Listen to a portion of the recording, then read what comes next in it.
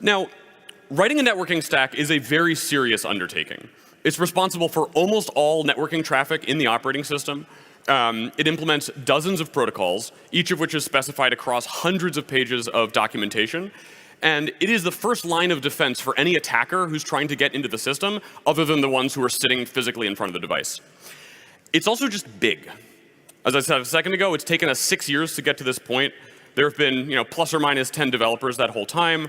It's split across 63 different crates that span a total of 192,000 lines of code.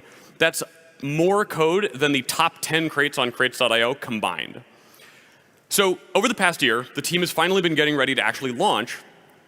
And those of you with networking backgrounds will know that you don't just deploy networking code into production, right? Networking code is famously difficult to test. And so you have to assume that despite all of your best efforts, your code is just riddled with bugs.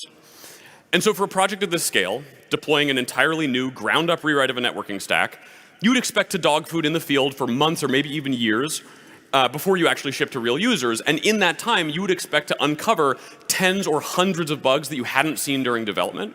And only once you'd burned all of those down and seen relatively stable behavior for a while, then finally you're willing to actually deploy to real users. So let's talk about what that process has looked like for NetStack 3. So for the past 11 months, the team has been ramping up a dogfooding program. It's at peak been about 60 devices running nearly 24/7 in developers' homes. And again, if this were any other NetStack, we'd have expected to uncover a giant mountain of bugs in that time.